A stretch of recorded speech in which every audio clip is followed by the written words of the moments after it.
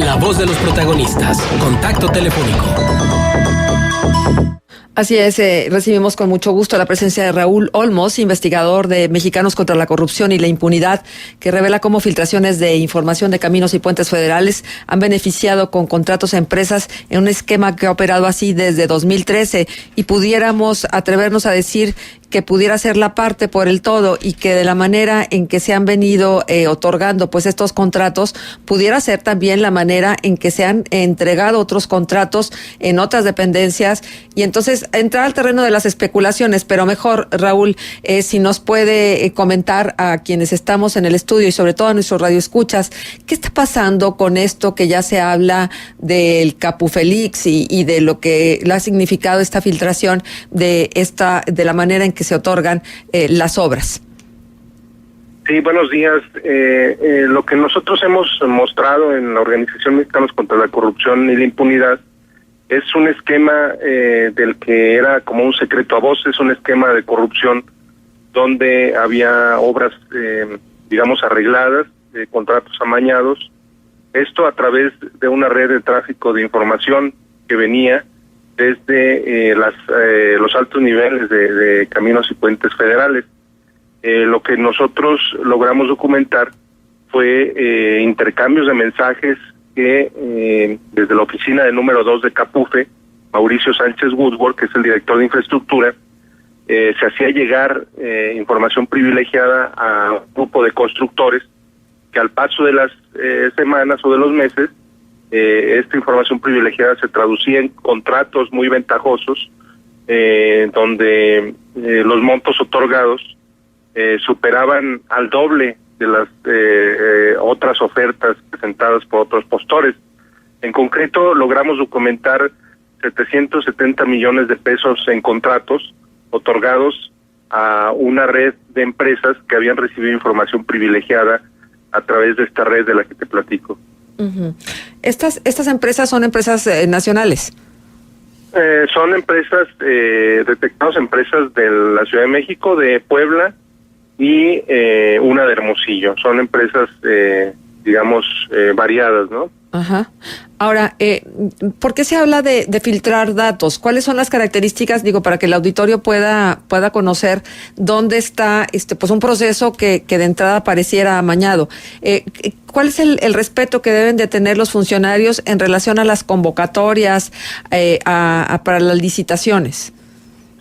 Sí, mira, es una filtración de documentos o de datos que nosotros hablamos, porque tuvimos acceso a una red de 80 correos electrónicos donde un grupo de personas, que son el director de infraestructura de Capufe, su cuñada, una cuñada de este funcionario, un líder sindical y un grupo de constructores, compartían información a través de esta red de correos electrónicos, donde en forma muy cruda describían cómo se iban a ir dando las licitaciones. Por ejemplo, en alguno de los correos, la cuñada le solicita a este funcionario que le pase una relación de los techos presupuestales de un grupo, de un conjunto de obras que estaban a punto de concursarse.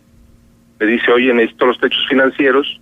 Él a su vez le responde, con mucho gusto, te comparto esta información, y le anexa un documento que contenía información reservada por 12 años, un documento que salió o que estaba dirigido exclusivamente al director de infraestructura y que no podía ser conocido hasta el año 2027. Este documento, que era reservado, contenía la información de todo el año 2017 de obra pública de Capufe, que totalizaba más de 5,600 millones de pesos en inversión.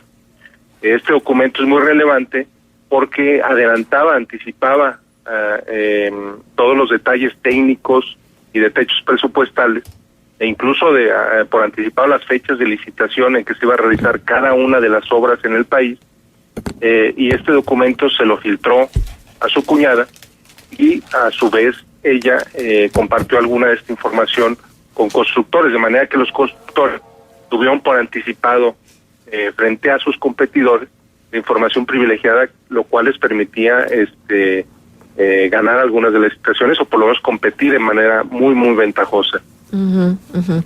Y entonces estamos viendo que en las obras públicas, independientemente de quién las controle, si es Capufe o si son las obras públicas de cada municipio o de cada estado o de la federación misma, las delegaciones que existen, ahí pudiera haber un entramado de sospechas en relación a cómo se otorgan los contratos. Bueno, lo que a mí me parece muy relevante de esta red de correos es que quizá por primera vez nos muestra con crudeza o con mucho detalle cómo se da este famoso arreglo de contratos y el respectivo pago de favores o de posibles sobornos. Esto porque en este intercambio de correos se menciona primero la petición de que se favorezca o de que se proporciona información privilegiada a las empresas. Luego, las personas involucradas hablan de hacer depósitos a cuentas bancarias a cambio o en compensación por esta información privilegiada. Y luego viene en estos mismos correos los detalles de cómo se hicieron esos depósitos. Entonces, digamos, lo que siempre habíamos sospechado o siempre hemos sospechado como periodistas, de que en algunos procesos de obra en distintas dependencias, no solo en Capufe, sino en general en el gobierno, se dan este tipo de arreglos. Lo que tenemos como sospecha, estos correos lo vienen a confirmar que efectivamente se dan este tipo de arreglos y nos muestra cómo es que se dan este tipo de arreglos, en palabras o por escritura de los propios involucrados. Entonces, no solamente es que se infiltre información y que luego a la postre se traduzca en contratos, sino viene en esta red de correos que compartimos cómo se dan las negociaciones para que esto se concrete y cómo en algunos casos se realizan los pagos o los depósitos como pago a esta información privilegiada o a este tráfico de información. Sí, es de alguna manera el pago precisamente por la información, por lo que se está generando este dinero que se les está entregando a las empresas que participan en las licitaciones. Ahora, Raúl, quiero preguntar algo. ¿Qué sigue después de esto? Porque creo que en este país, nos guste o no, sea suficiente o no, la transparencia y las filtraciones nos han permitido conocer muchas historias de esta naturaleza. Pero lo preocupante es que las conocemos, nos enojamos como ciudadanos, y cuestionamos la probidad de los políticos y de los funcionarios, y luego no pasa nada. Sí, digo, me parece muy relevante que en este caso concreto la autoridad ya ha tomado ya ha intervenido. Anoche Caminos y Puentes Federales nos hizo llegar un anuncio acerca de que ha presentado ya una denuncia de hechos ante la PGR por esta denuncia que hicimos de que nosotros llamamos los Capufe Leaks.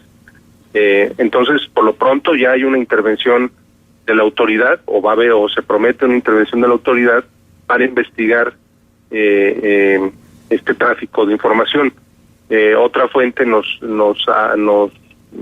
informaba, nos comentaba de que era casi segura la salida de Mauricio Sánchez Woodward, director de infraestructura de esta dependencia, una salida que le quería andar digna para enfrentar este escándalo, esta filtración de datos.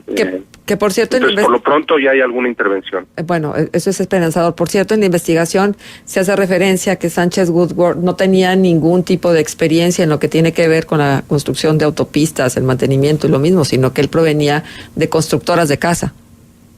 Sí, él su experiencia en la industria de la construcción es como en el área inmobiliaria, en la construcción de casas, en la construcción y venta de casas, nunca en la construcción de carreteras.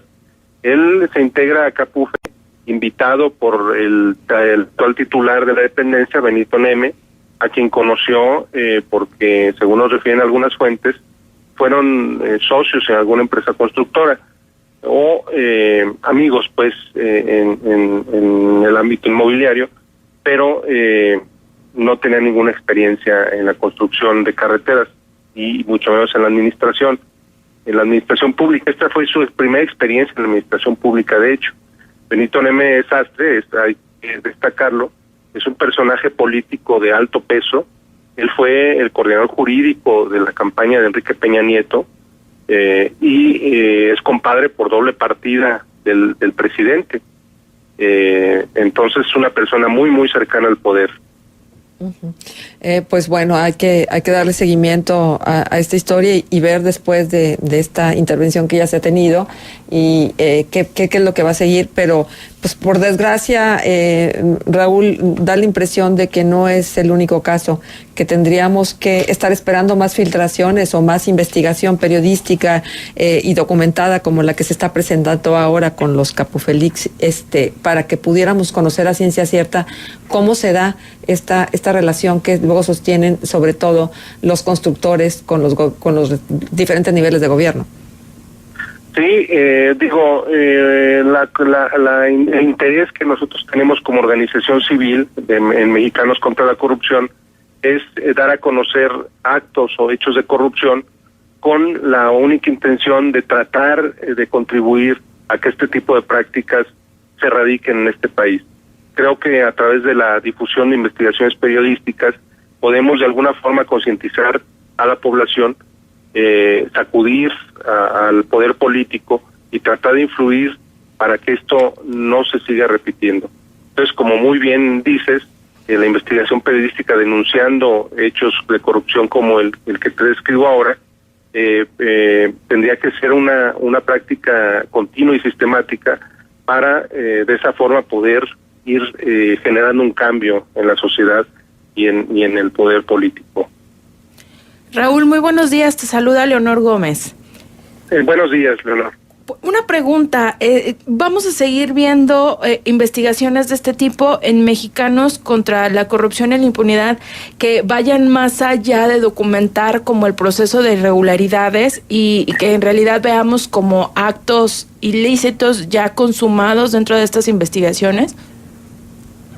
Sí, una intención que tenemos en la organización y digamos un trabajo de planeación que hemos realizado es mostrar las estructuras de las redes de corrupción más allá de simples hechos o actos concretos de corrupción. Se trata de mostrar las estructuras y en este caso, si ustedes leen con detalle el reportaje, no solamente referimos un acto, sino mostramos cómo se da una estructura de corrupción que, como bien lo comentaban ustedes al inicio del programa, pudiera ser como un indicio de que esto se replique en otras dependencias.